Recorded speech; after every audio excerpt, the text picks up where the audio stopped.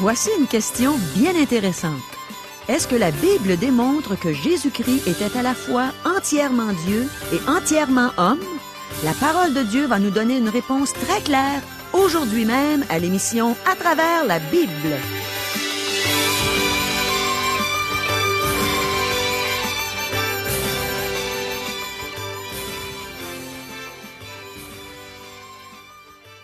Chers auditeurs, pour en savoir davantage sur le contenu de cette émission, vous pouvez contacter en tout temps Radio Espoir via Internet à www.radioespoir.ca ou par téléphone, sans frais, au 1-877-l'Espoir, 1-877-537-7647.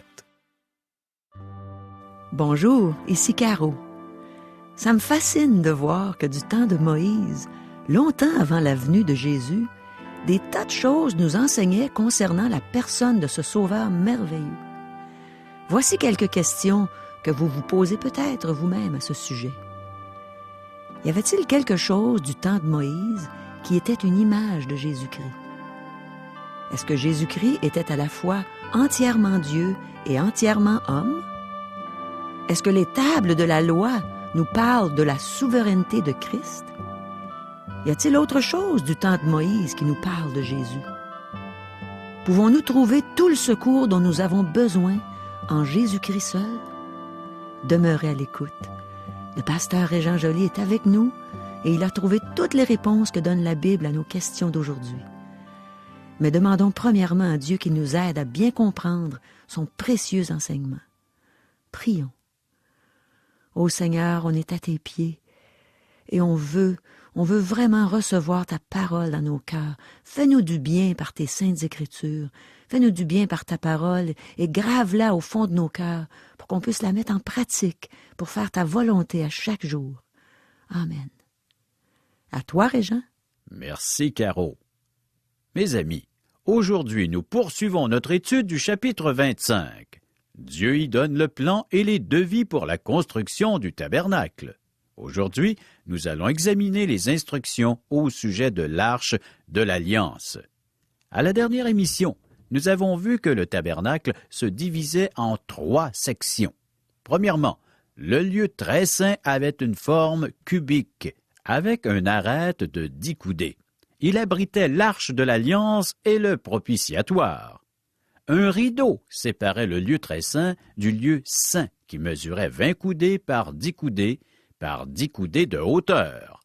On y trouvait le chandelier d'or, la table des pains de proposition, ainsi que l'autel des parfums. Dans la cour extérieure, qui avait 100 coudées de long, 50 de large et qui était entourée d'une clôture de 5 coudées de haut, on avait aménagé un autel d'airain ainsi qu'une cuve d'airain. Chers amis, lisons les instructions pour la fabrication de l'Arche de l'Alliance. Débutons notre lecture. Exode, chapitre 25, verset 10. Ils feront une arche de bois d'acacia. Sa longueur sera de 2 coudées et demie, sa largeur d'1 coudée et demie et sa hauteur d'1 coudée et demie. Quelle était la longueur d'une coudée? Les opinions varient de 30 à 75 cm. À l'époque, il ne devait pas y avoir de mètre. Alors on se servait de la longueur entre le bout du majeur au coude. Cela revient à environ 45 cm. Puisque ce n'est pas tout le monde qui avait la coudée de la même longueur, cela explique peut-être pourquoi les opinions divergent. Donc, la coudée devait être environ 45 cm. Et je crois que nous pouvons nous entendre sur cette mesure. Donc, le tabernacle, proprement dit, qui avait 30 coudées par 10 coudées, mesurait 13,5 mètres par 4,5 mètres environ. Par contre, si vous faites le calcul, l'arche devait mesurer environ 114 cm par 70 cm. Maintenant, je vais donner les mesures en coudées. Si vous désirez les avoir dans le système métrique, je vous laisse faire le calcul. Exode, chapitre 25, versets 11 à 13. Tu la couvriras d'or pur, tu la couvriras en dedans et en dehors, et tu y feras une bordure d'or tout autour. Tu fondras pour elle 4 anneaux d'or, et tu les mettras à ses 4 coins, 2 anneaux d'un côté et 2 anneaux de l'autre côté.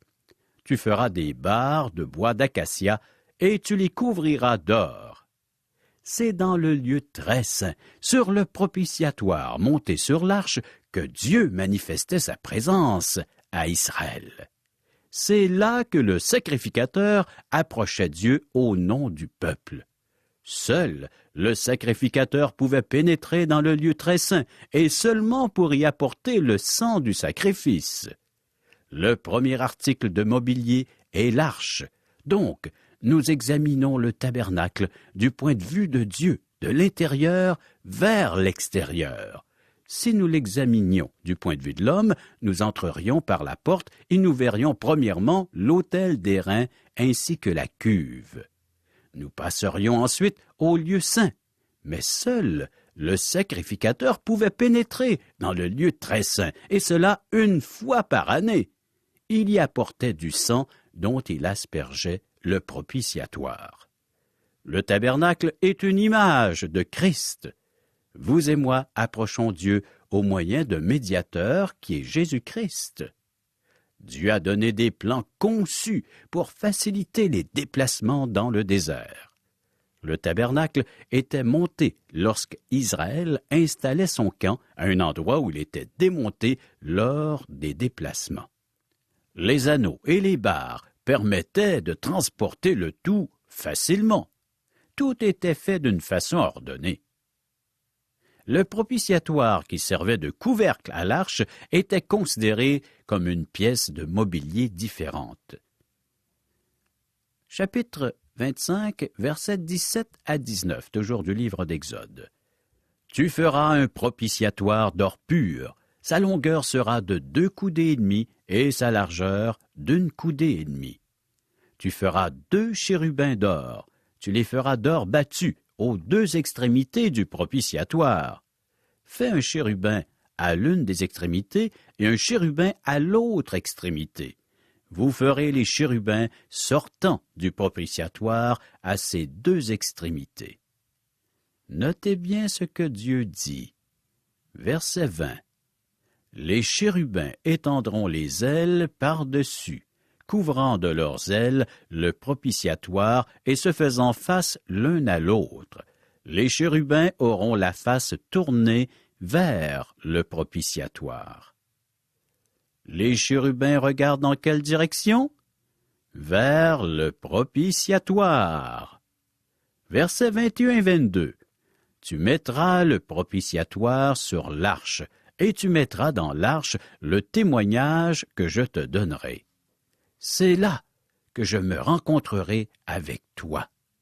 Du haut du propitiatoire, entre les 2 chérubins placés sur l'arche du témoignage, je te donnerai tous mes ordres pour les enfants d'Israël.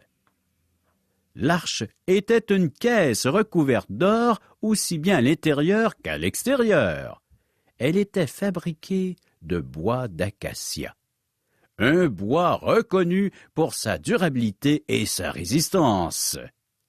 L'arche est le symbole idéal de l'humanité et de la divinité de Jésus-Christ. Jésus-Christ était Dieu fait homme. L'or représentait sa divinité et le bois son humanité.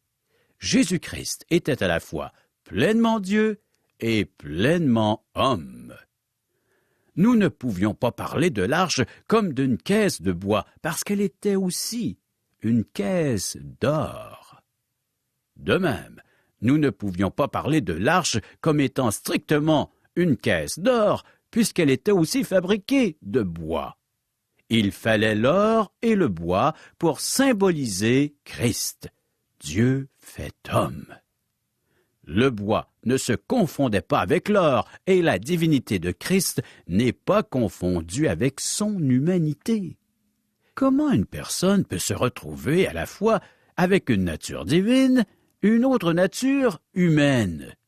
C'est un des grands mystères de la foi. Cependant, l'arche est un symbole très simple pour décrire l'union de la nature divine et la nature humaine dans un même corps. Une simple boîte fabriquée d'or et de bois illustre un mystère insondable. Vraiment, Dieu utilise des choses simples pour confondre les sages. Cette boîte illustre tout ce que l'homme peut comprendre du mystère de la personne de Jésus-Christ. L'arche était entièrement couverte d'or, à l'intérieur comme à l'extérieur. Et dans le Nouveau Testament, dans l'épître de Paul aux Colossiens, chapitre 2, verset 9, nous lisons « Car en lui habite corporellement toute la plénitude de la divinité. » Jésus-Christ n'était pas simplement un faiseur de miracles, pas plus qu'il n'était un homme avec une conscience exceptionnelle de Dieu. Il était Dieu, et lorsqu'il parlait, c'était Dieu qui parlait. Il s'est présenté comme étant l'égal de Dieu. L'évangéliste Jean nous rapporte ces propos. Jean, chapitre 14, versets 1 et 9. « Que votre cœur ne se trouble point. Croyez en Dieu et croyez en moi. Il y a si longtemps que je suis avec vous, et tu ne m'as pas connu, Philippe. Celui qui m'a vu a vu le Père. » Oui, chers amis, Jésus était parfaitement Dieu. Mais Jésus était aussi parfaitement homme. Il s'épuisait. Il s'est assis à un puits en Samarie pour se reposer pendant la chaleur du jour. Il a dormi, il a mangé, il a bu, il a ri, il a pleuré. Et après tout cela, il a souffert. Il est mort. Ce sont là des attributs humains. L'or et le bois de l'arche étaient nécessaires pour un symbole complet, mais notez que les deux matériaux n'étaient pas mélangés. La nature d'un matériel n'était pas perdue dans l'autre. Christ était à la fois entièrement Dieu et entièrement homme, mais les deux natures ne furent jamais fondues l'une dans l'autre. Christ n'a jamais fonctionné à la fois comme Dieu et comme homme. Ce qu'il faisait était soit entièrement humain, soit entièrement divin. L'arche n'était pas une simple boîte vide. L'Épître aux Hébreux, chapitre 9, verset 4, nous donne la liste des 3 objets qui s'y trouvaient. Renfermant l'encensoir d'or pour les parfums et l'arche de l'Alliance entièrement recouverte d'or. Il y avait dans l'arche un vase d'or contenant la manne, la verge d'Aaron qui avait fleuri et les tables de l'Alliance. Le contenu de l'arche était aussi très symbolique. La verge d'Aaron qui avait fleuri est une image de la résurrection du Seigneur.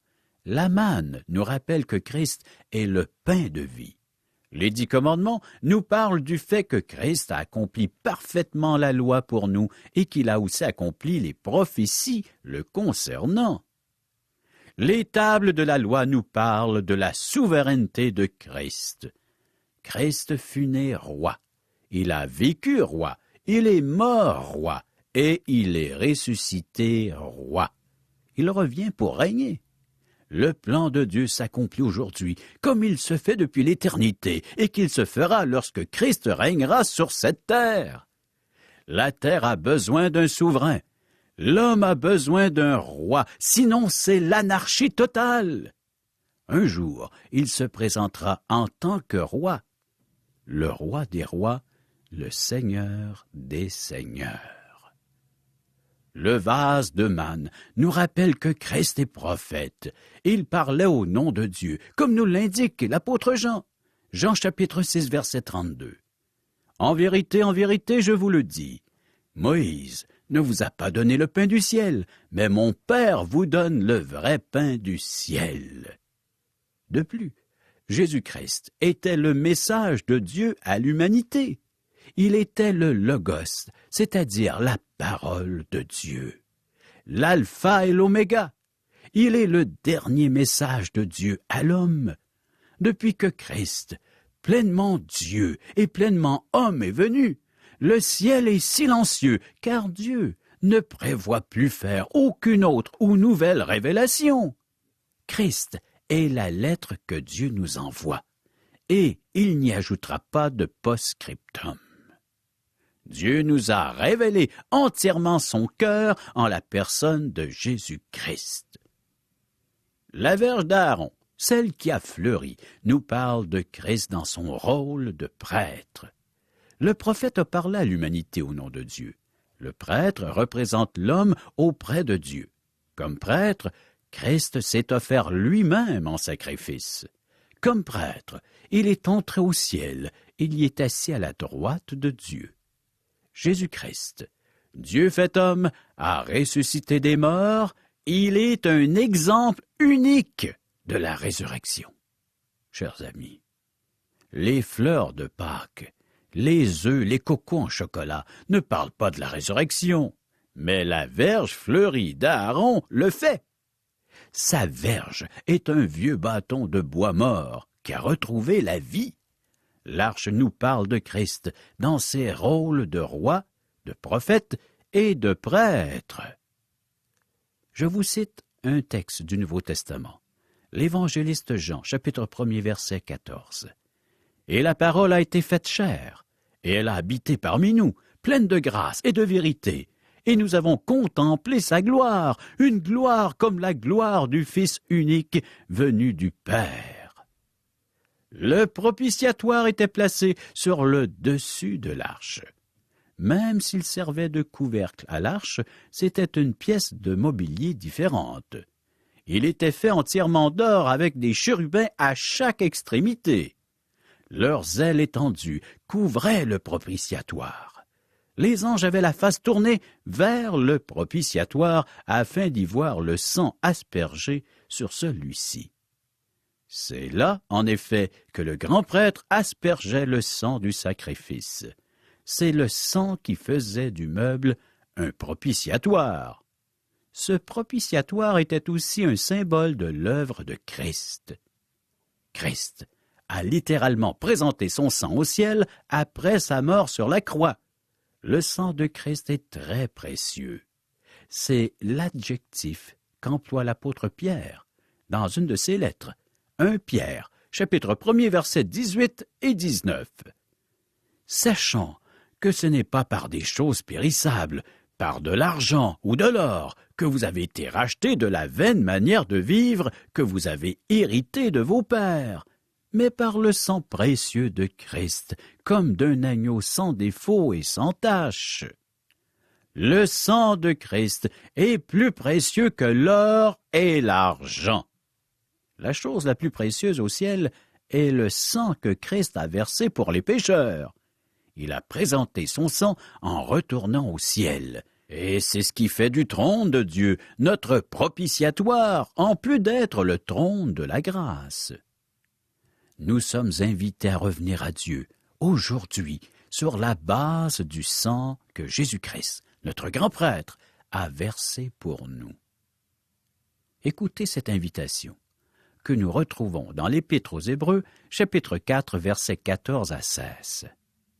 Ainsi, puisque nous avons un grand souverain sacrificateur qui a traversé les cieux, Jésus, le Fils de Dieu, demeurons fermes dans la foi que nous professons. Car nous n'avons pas un souverain sacrificateur qui ne puisse compatir à nos faiblesses. Au contraire, il a été tenté comme nous en toutes choses, sans commettre de péché. Approchons-nous donc avec assurance du trône de la grâce afin d'obtenir miséricorde et de trouver grâce pour être secourus dans nos besoins. Chers amis, que faites-vous de cette invitation divine et céleste? Vous et moi, nous nous approchons de Dieu par notre grand prêtre dans le ciel. Christ vit. Et il est assis à la droite de Dieu le Père dans le ciel. Par lui, nous obtenons secours et miséricorde. De nombreux croyants essaient de lutter ici-bas sur terre avec leur propre force. Ils essaient de faire face seuls à la vie. Mes amis, nous ne pouvons faire cela. Ça ne réussira pas. Nous n'avons pas la force nécessaire.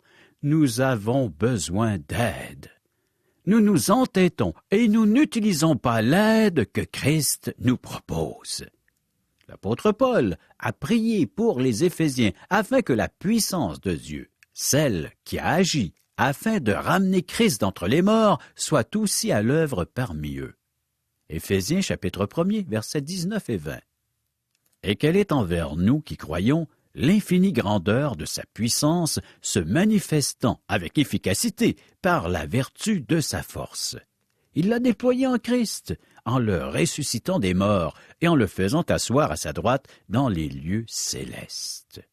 Chers amis, nous voyons très peu de cette puissance à l'œuvre parmi les croyants aujourd'hui. Nous devons nous l'approprier par la foi, parce que nous avons un grand prêtre qui se tient à la droite de Dieu. Le grand prêtre, qui aspergeait le sang sur le propitiatoire, en ressortait aussitôt que sa tâche était accomplie. Christ, notre grand prêtre, lorsqu'il a présenté son offrande, s'est assis à la droite de Dieu, et il y est encore aujourd'hui afin d'intercéder pour nous. Il est mort ici-bas pour nous sauver, et il vit au ciel pour nous garantir notre vie éternelle. Nous devrions demeurer en contact avec notre Sauveur. Lui avez-vous parlé aujourd'hui? Avez-vous prié ce matin et à quelques reprises au cours de votre journée? Vous y avez accès si vous avez placé votre confiance en Jésus-Christ. Est-il devenu votre prêtre? Peut-il vous représenter devant Dieu? Par son sacrifice, mes amis. Si vous avez négligé votre vie de prière, je vous encourage fortement à communiquer quotidiennement avec votre Sauveur. À la prochaine émission, nous allons examiner le mobilier du lieu saint, soit la table des pains de proposition et le chandelier d'or. Ensuite viendra l'autel de parfum, et après avoir examiné le lieu très saint, nous traversons le voile pour nous retrouver dans le lieu saint. Nous allons de l'intérieur vers l'extérieur du tabernacle. Chers amis, nous sommes devant la plus belle des propositions que jamais un être humain n'eût reçue, celle de venir à Dieu. Plusieurs textes dans la parole de Dieu nous lancent cette invitation. Nous avons lu un peu plus tôt celle qui se retrouvait dans le texte de l'Épître aux Hébreux. Mais lisons celle que nous retrouvons dans l'Évangile selon Matthieu, chapitre 11, verset 28. « Venez à moi, vous tous qui êtes fatigués et chargés, et je vous donnerai du repos. » C'est encore la belle invitation du prêtre, du sacrificateur, qui est le Christ, à aller nous décharger sur lui. Car il y a un seul Dieu et aussi un seul médiateur entre Dieu et les hommes, Jésus-Christ, homme. Il est venu pour porter notre fardeau, porter notre péché. C'est pour cela qu'il est le médiateur, le seul, l'unique en son genre. C'est ce que nous pouvons lire dans l'Épître aux Hébreux, chapitre 9, verset 15. Et c'est pour cela qu'il est médiateur d'une nouvelle alliance, afin que la mort étant intervenue pour le rachat des transgressions commises sous la première alliance, ceux qui ont été appelés reçoivent l'héritage éternel qui leur a été promis. C'est en Jésus-Christ seul que nous pouvons retracer tout l'accomplissement de la loi et de la volonté divine. Christ est celui qui, devant le grand juge, peut vous représenter et vous libérer de la condamnation qui pèse déjà sur vous. Prochaine émission, Exode chapitre 25, verset 23 à chapitre 26, verset 14. Merci, Régent. Je trouve ça extraordinaire de voir tout ce que Dieu nous enseignait du temps de Moïse concernant la venue de Jésus sur cette terre. On peut voir par l'enseignement d'aujourd'hui à quel point la venue de Jésus était importante pour l'humanité entière.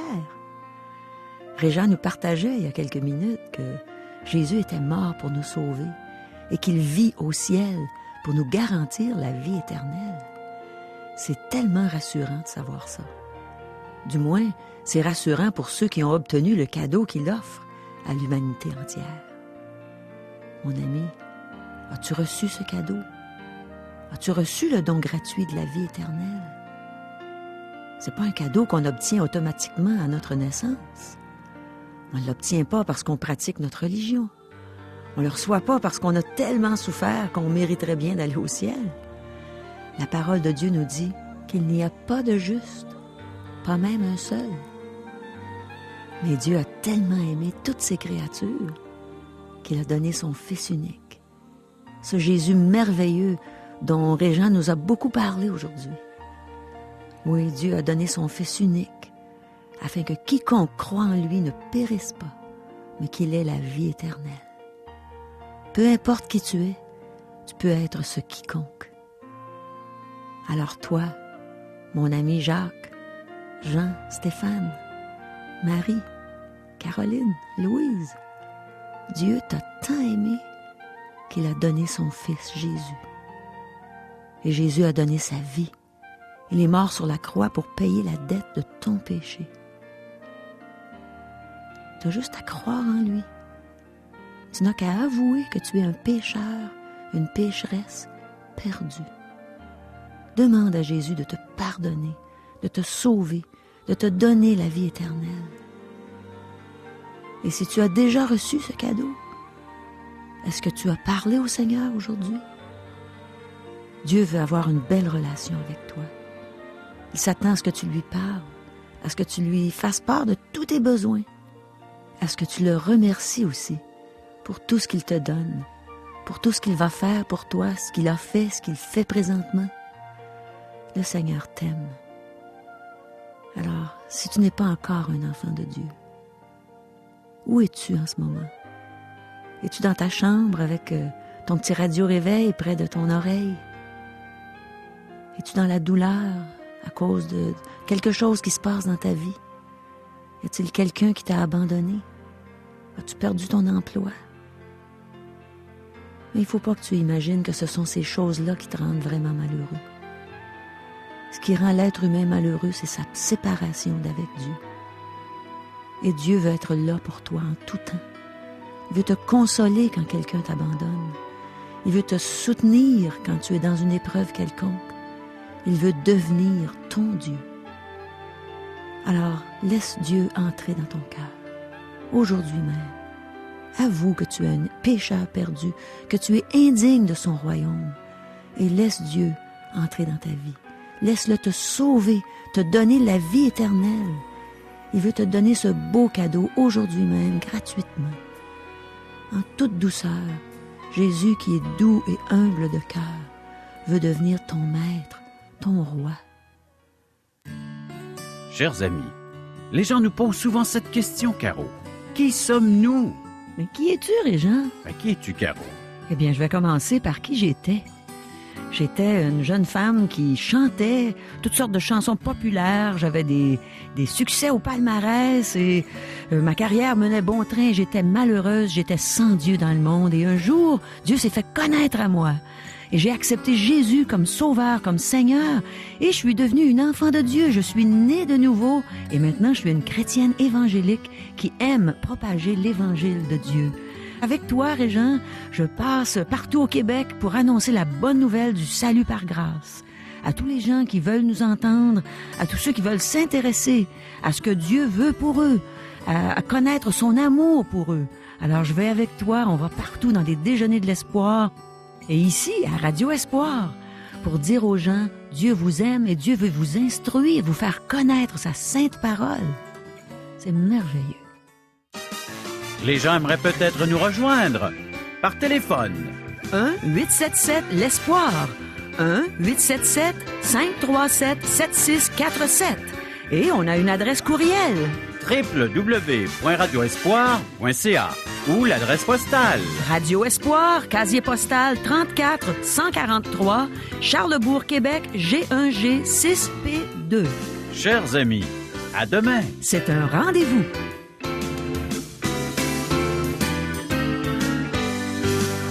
Cette émission vous a été présentée par Radio Espoir.